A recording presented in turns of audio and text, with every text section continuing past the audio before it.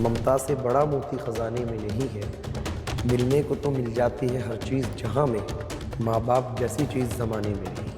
ہم ویڈیوز دیکھتے ہیں، آپ کہیں پہنچے، بھیڑ بے قابو ہو گئی۔ ابھی ہم اجمیر شریف کا دیکھ رہے تھے کہ لوگ آپ کے اوپر آ گئے اور آپ کو فوراً قوالی بند کرنی پڑی۔ حضرت آج کل تو پچھلے 3-4 سال سے جو میں فیس کر رہا ہوں، آڈینس بے قابو اس لیے ہوتی ہے حضرت کہ آڈینس کا میرے ساتھ پیار بہت ہے، اور وہ لوگ مجھے سننے سے زیادہ دیکھنا چاہتے ہیں۔ ایک مصرع صادق صاحب کے ہیں اور نصرت صاحب نے پڑھا ہے اس کو، غم سبھی راحت و تسکین میں ڈھل جاتے ہیں، جب کرم ہوتا ہے حالات بدل جاتے ہیں۔ یہ کسی کا کرم ہے میرے پیچھے، اور رب کریم کی بڑی عنایتیں ہیں کہ لوگ اتنا پیار کرتے ہیں، لوگوں کا اتنا پیار ہے۔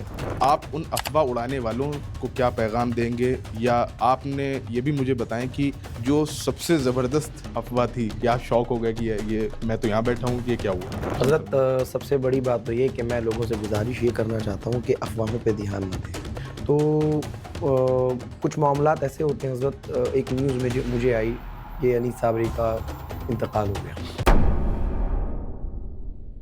خم ہے سر انساں تو حرم میں کچھ ہے، لوگ اشک بہاتے ہیں تو غم میں کچھ ہے، اور بے وجہ کسی پر نہیں مرتا کوئی، ہم پر کوئی مرتا ہے تو ہم میں کچھ ہے۔ شروع اللہ کے نام سے۔ السلام علیکم ورحمۃ اللہ وبرکاتہ۔ آج ہمارا پہلا پوڈ کاسٹ ہے، اور ہم نے اس پوڈ کاسٹ میں اس شخصیت کو بلایا ہے جس کی آواز نے دنیا بھر میں دھوم مچا دی ہے، اور ان کی آواز دنیا بھر میں پہنچی ہے، اور ان کی قوالیوں کو لوگ سنتے ہیں اور گنگناتے ہیں۔ ایک ایسی شخصیت جو بہت ڈاؤن ٹو ارتھ ہیں اور میرے کرم فرما ہیں، میری بہت گزارش پر اپنے قیمتی وقت میں سے کچھ پل ہمیں دیے، اور آج الحمدللہ ہمارے ساتھ بیٹھے ہوئے ہیں جناب رئیس انیس صابری صاحب۔ آج ہمارے درمیان ہیں، ان سے ہم کچھ گفتگو کریں گے۔ بہت سے لوگ چاہتے ہیں ان کے بارے میں جاننا، تو آج ہم ان کے بارے میں جانتے ہیں کہ ان کا حسب معمول کیا ہے اور وہ کیا شخصیت ہیں۔ تو رئیس بھائی، بہت بہت شکر گزار ہوں کہ آپ یہاں پہ تشریف لائے، اور بہت کرم فرمائی ہے آپ کی۔ بڑی نوازش۔ سب سے پہلے السلام علیکم، آداب سبھی کو۔ یہ میرا بھی پہلا پوڈ کاسٹ ہے، اور پہلی مرتبہ میں، کیونکہ وقت نہیں مل پایا، بہت سارے لوگوں نے مجھ سے کہا بھی تھا، بٹ آپ کا جو سلسلہ ہے اور ہمارے حضرت کا حکم، تو اس وجہ کر میں اپنے وقت کو میں نے نکالا اور آپ لوگوں کے درمیان حاضر ہوا۔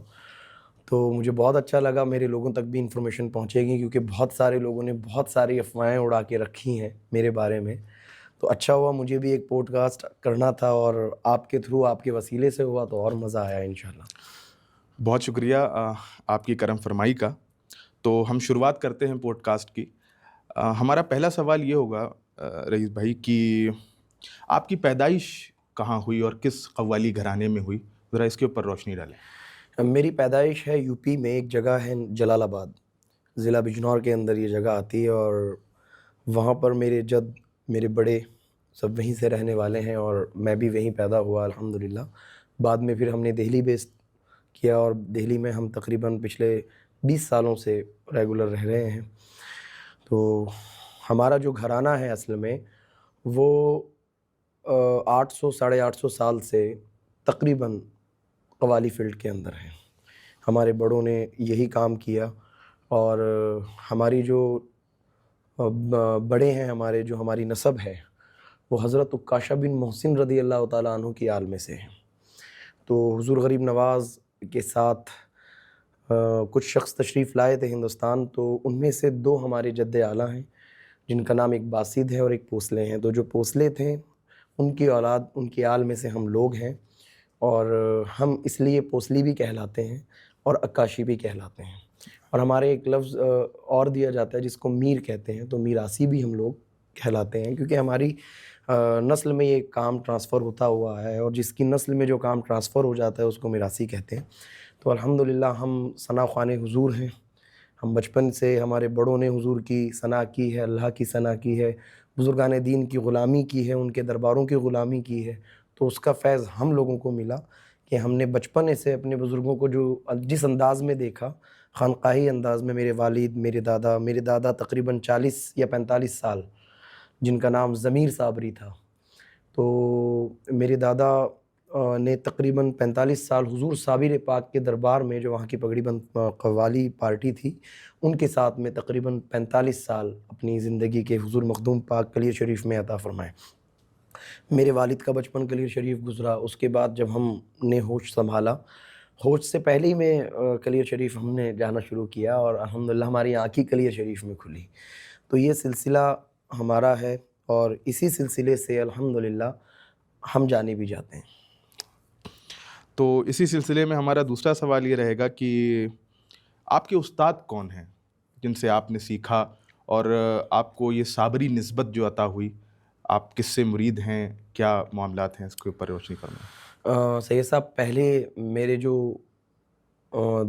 دنیاوی اعتبار سے جو استاد ہیں جنہوں نے مجھے گانا سکھایا اور اس فیلڈ میں ہوں میں، تو سب سے پہلے تو میرے والد صاحب ہی ہیں، کیونکہ انہوں نے میری ہارمونیم پہ بھی ہاتھ میرے والد نے رکھوایا، اور کیونکہ میرے ہوش سنبھالنے سے پہلے دادا کا انتقال ہو گیا تھا تو والد صاحب نے مجھے سکھایا. اس کے بعد مجھے والد صاحب نے جن کو سنایا شاگرد ہونے سے پہلے، وہ ہندوستان کیا ایک ایسی شخصیت ہیں، ورلڈ کی عظیم شخصیت جن کو حاجی اسلم صابری صاحب کے نام سے لوگ جانتے ہیں. تو ان کو مجھے بہت سنایا بچپن سے.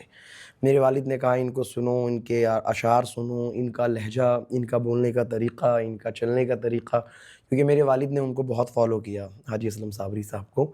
لیکن گنڈا بند شاگرد جو ہمارے یہاں کہتے ہیں کہ گنڈا باندھ کے شاگرد ہوتے ہیں، تو وہ مظفر نگر ضلع میں شہر مظفر نگر میں ایک شخص تھے جن کا نام اقبال سونی صاحب تھا. تو وہ میرے پہلے استاد ہیں کلاسیکل کے.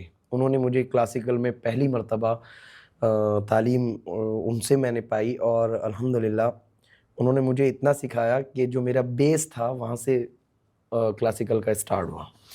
اس کے بعد ان کا انتقال تقریباً 4-5 سال کے بعد انتقال ہو گیا. تو پھر میں نے ایک ہندوستان کا اور بڑا نام ہے استاد مشکور علی خان صاحب، جو کیلکٹا میں ہیں، رہنے والے کیرانہ کے ہیں لیکن رہتے کیلکٹا ITC میں ان کی جاب